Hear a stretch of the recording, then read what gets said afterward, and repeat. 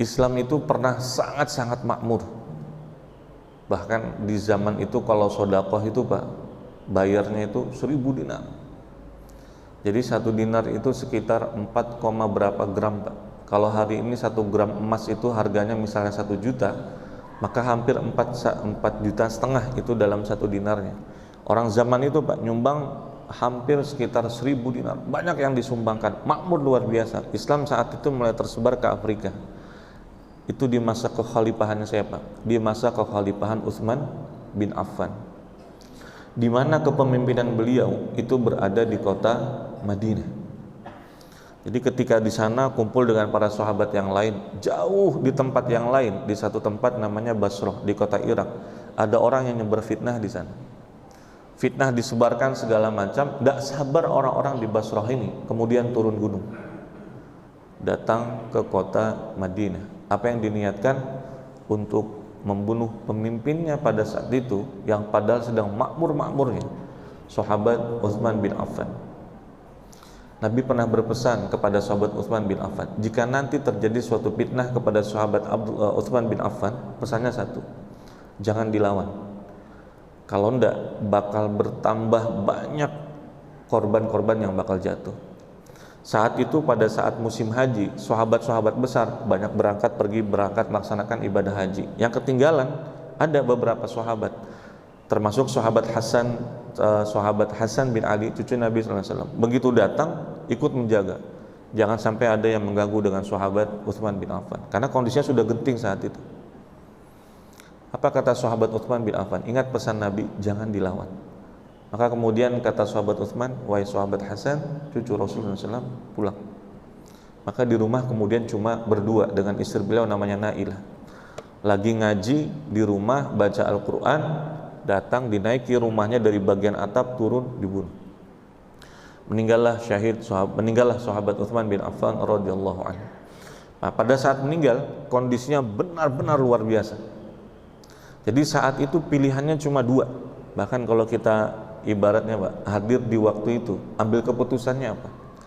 Yang dibunuh ini, yang dibunuh adalah menantunya Nabi SAW. 2 putri Nabi menikah dengan sahabat Utsman bin Affan. 2 putri Nabi. Di saat yang sama, ini sahabat yang luar biasa, kedudukannya luar biasa, perannya juga luar biasa, membantunya juga luar biasa, dan dibunuh. Kalau orang biasa saja itu harus untuk diqisas, apalagi yang dibunuh adalah sahabat, pemimpinnya kaum muslimin. Maka harus dicari nih. Bayangkan setelah terbunuhnya sahabat Utsman bin Affan, 5 hari setelah kejadian itu, 5 hari itu jalan, pembunuhnya itu masih mondar mandir aja di kota Madinah itu. Tidak ada yang berani nangkap, karena memang kekuatannya saat itu, pasukannya pada pergi kemana. Sahabat-sahabat kemudian juga saat itulah pasukan itu sampai ke Afrika, dan sahabat juga sebagian masih melaksanakan ibadah haji. Orang takut semua, pecah kekuatan pada saat itu. Maka pilihan pertama, cari qisas pembunuhnya.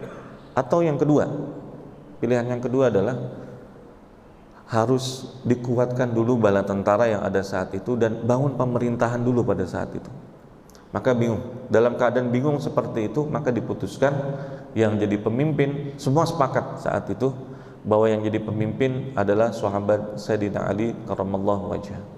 Termasuk yang mimpin di Syam, sahabat Muawiyah bin Abi Sufyan, saat itu juga sepakat bahwa yang jadi pemimpin sahabat Sayyidina Ali karramallahu wajhah. Baik, dihadapkan dengan dilema yang luar biasa, pilihannya adalah bangun dulu kekuatan, kepercayaan, keamanan di saat itu, atau cari pembunuhnya. Bingung. Di situ awal muasal, kemudian ibu kota pemerintahan yang pertama kali ada di kota Madinah. Kata Sayyidina Ali, sudah pindah aja sudah. Akhirnya dipindahkan kemana asal muasal fitnah itu terjadi, maka dipindahkan ke Irak. Makanya nanti madrasah keilmuan itu adanya di Irak 1, di Madinah 1. Yang lebih kepada logika dan cara berpikir itu nanti di Irak. Sementara kepada tekstualnya itu kebanyakan nanti di Madinah. Begitu sampai di sana, 1 tahun di tahun 36 Hijriah itu belum terlaksana qisas siapa yang membunuh sahabat Utsman bin Affan. Maka sahabat-sahabat besar ini bertanya-tanya, kenapa masih belum? Kata sahabat Sayyidina Ali, saya masih bangun nih, Saya masih kumpulkan ini agar bersama-sama dulu, kuat dulu, baru kita laksanakan kisosnya, baru kita cari, karena pilihannya sangat-sangat genting. Akhirnya dalam keadaan seperti itu, beberapa sahabat ambil tindakan. Siapa di antara sahabat-sahabat yang ambil tindakan? Termasuk istri Nabi SAW, Sayyidatuna Aisyah radhiyallahu anha. Banyak sahabat yang datang kepada beliau, cari siapa ini pembunuh.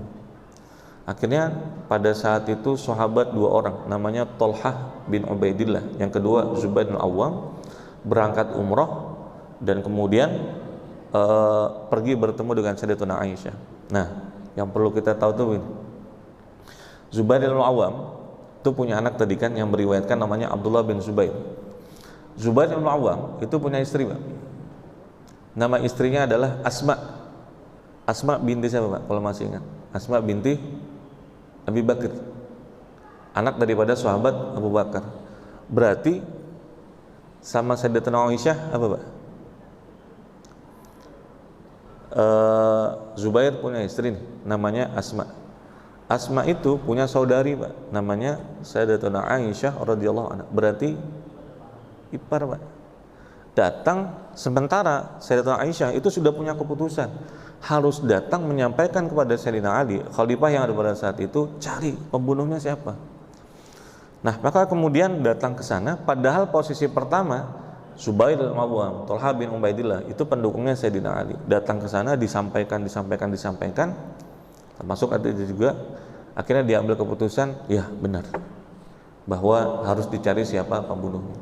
Maka berangkatlah sahabat-sahabat besar ini. Nah, karena berangkat ingin menyampaikan tuntutan tadi itu, kata-kata yang paling dipegang adalah Pak, manuridu illal islah, bukan mau perang para jemaah. Kami tidak menginginkan pertemuan dengan Sayyidina Ali, kecuali apa itu? Kami ingin berdamai. Kami ingin cari solusinya, berangkat. Cuma karena jalan ini sahabat besar, banyak yang ikut. Banyak. Sampai kemudian di Irak, kabar itu disampaikan pada Sayyidina Ali. Sayyidina Ali mengatakan, kita sambut ini. Sambut, juga datang beberapa orang. Bukan sama sekali ingin berperang. Manuridu illal islah. Kami tidak ingin apapun kecuali ingin mencarikan solusinya seperti apa. Akhirnya datang ketemu. Kalau di Mesir itu ada sungai, Pak, namanya Sungai Nil. Kalau Samarinda ada sungai, namanya sungai apa, Pak? Kalau di Irak itu ada sungai, Pak. Dalam bahasa kitab itu disebut dengan Sungai Furat. Kalau kita menyebutnya Sungai Ayufrat, Pak. Jadi di sungai itu, di pinggiran sungai itulah kemudian dua rombongan besar ini ketemu, bukan dengan dua pasukan, Pak, dua rombongan besar. Nah, begitu ketemu di situ, akhirnya disepakati, iya kita ini tidak mau berperang, cuma ingin bertemu, ngobrol, solusinya seperti apa. Cuma yang ketemu ini, yang di atasnya biasa-biasa saja, yang bawahnya ini yang pasukan-pasukan ini yang, siapa nih sana. Akhirnya begitu ketemu, rebutan apa? Jalur air ke sungai. Karena siapa yang menguasai dengan logistik, termasuk air di situ, maka posisi menangnya jauh lebih besar. Akhirnya sepakatnya apa? Sudah, masalah air jangan ribut. Kalau mau ambil air, ambil, silahkan sama-sama. Jadi, Pak, dua rombongan besar ini yang saat itu, yang di bawahnya ini berselisih. Harusnya begini nih, yang dari Irak bilang sebentar dulu, kuatkan dulu. Yang dari Madinah di bawah bilang, yang di bawahnya bilang, enggak, harus cari nih. Sudah 1 tahun, lambat sekali nih pelaksanaan. Akhirnya sama-sama dua pasukan yang salah paham di bawah ini pergi ke sungai, Pak.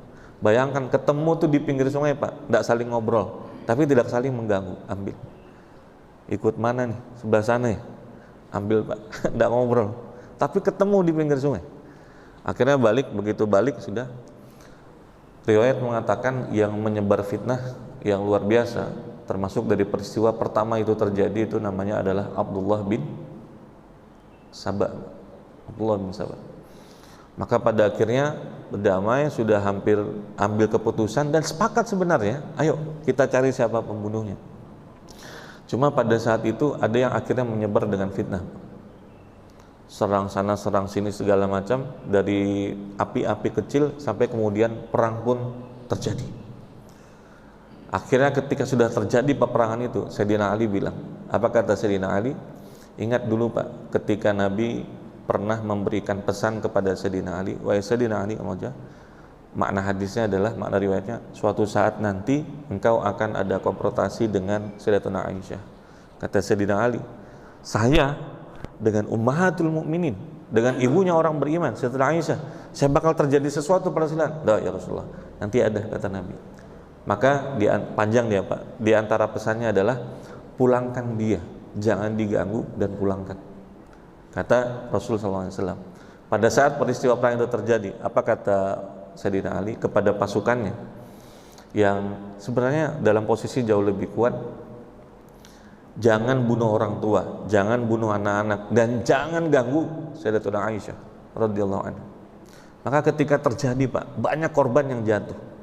Termasuk korban yang jatuh adalah Thalhah bin Ubaidillah, sahabat yang sudah dijamin juga masuk surga. 10 orang itu Pak. Nah, dalam masa-masa terakhirnya pada saat beliau dibunuh Pak, pasukan yang menyerang beliau itu ditarik tangannya sama Thalhah bin Ubaidillah. Begitu ditarik, pegang. Seperti posisi orang yang bersalaman. Jadi bingung nih yang ditarik tangannya nih. Apa sahabat Thalhah bin Ubaidillah dalam akhir-akhirnya kemudian mengatakan, ini bentuk baik, kan posisinya ikut Sayyidatuna Aisyah ya Pak. Dalam posisi itu berpendapat bahwa harus dicari siapa pembunuhnya. Ditarik tangannya dan kemudian dipegang, ini baiat saya bahwa saya tidak pernah memberontak dan mengkhianati Sayyidina Ali sebagai seorang pemimpin. Cuma dalam hal ini ijtihad saya seperti ini. Saya bukan pengkhianat, saya bukan memberontak. Dipegang Pak kuat-kuat. Bayangkan tuh yang bunuh kayak gimana Pak. Dalam peperangan itu sahabat Zubair bin Awwam itu berpikir Pak, bahasanya begini, yang di sini muslim, yang di sini muslim. Makanya para ulama kemudian mengatakan fitnah pertama terjadi sesama kaum muslimin sebelum nanti di perang Siffin, itu perang Jamal Pak. Ini peristiwa pertama. Sini muslim, di sini muslim. Bahasa kita sekarang, di sini Allahu Akbar, di sini apa Pak? Sini Allahu Akbar, di sini sama Pak, Allahu Akbar. Jadi sama-sama muslimnya. Jadi Zubair bin Awwam pada saat itu ngelihat, kan beliau sudah bilang, hari ini kayaknya saya bakal terbunuh. Sudahlah, saya keluar, kata beliau. Keluar dari peperangan itu jalan Pak, karena sudah melihat ini sama-sama muslim. Begitu jalan, ada satu golongan dari kabilah tertentu kemudian mengatakan, kejar Zubair bin Awwam, bunuh dia. Dikejar Pak, dan begitu dikejar akhirnya terbunuhlah sahabat Zubair bin Awwam. Apa kata Nabi? Absyir, berikan kabar gembira buat yang bunuh dengan neraka. Akhirnya dalam peristiwa itu, siapa yang memenangkan perselisihan itu, maka kata Sayyidina Ali dan pasukannya, wahai Sayyidatuna Aisyah, yang berada di atas, namanya perang Jamal itu karena dalam perjalanan diberikan dengan unta. Satu riwayat mengatakan unta yang merah, satu riwayat mengatakan unta yang banyak bulunya, turun, menyerah. Maksud turun itu menyerah dari peristiwa ini, tapi tidak mau Sayyidatuna Aisyah. Sampai akhirnya kaki unta itu terlukai, duduk, baru kemudian itu selesai. Begitu selesai, ternyata begitu dilihat korbannya sangat banyak sekali Pak, sama-sama muslim. Setelah melihat peristiwa itu, apa kata Sayyidina Ali? Semua yang ikut dari pasukannya Sayyidatuna Aisyah radhiyallahu anha, semua yang ikut terlibat dan masih hidup, semua dimaafkan, silahkan pulang. Kalau dalam peperangan itu Pak, nanti ada harta yang diambil, disebut dengan harta ghanimah. Itu kan kalau musuhnya non muslim Pak. Ini sama-sama muslim, semua harta yang diambil kembalikan. Untuk Sayyidatuna Aisyah radhiyallahu anha, karena pesan Nabi dulu apa? Kembalikan dan muliakan. Maka tetap diantar, termasuk yang ngantar sahabat Sayyidina Ali dan beberapa sahabat besar. Beberapa mil diantar oleh sahabat Sayyidina Ali dan diantar, dijaga dalam perjalanan sampai ke kota Madinah oleh beberapa pasukan khusus dari Sayyidina Ali karramallahu wajhah. Sampai di kota Madinah, beliau merenung Pak, ternyata korbannya sangat banyak. Nangis Sayyidatuna Aisyah radhiyallahu anha. Sejak peristiwa itu beliau tidak pernah lagi keluar dari rumahnya sampai wafatnya beliau. Ini suatu peristiwa yang sudah ditakdirkan oleh Allah Subhanahu wa taala. Hikmah yang bisa kita ambil dari peristiwa itu adalah masing-masing di antara kaum muslimin, para sahabat maksudnya, saat itu berijtihad. Maka jangan bilang begini dan begitu, ini ijtihadnya para sahabat. ya kadang berbeda dalam satu pemilihan. Dalam hal ini kita juga bisa beda Pak, dalam suatu ijtihad. Tapi bagaimana takdimnya para sahabat berbeda itu biasa Pak. Dalam memilih sesuatu, dalam suatu perbedaan pendapat, itu suatu kewajaran.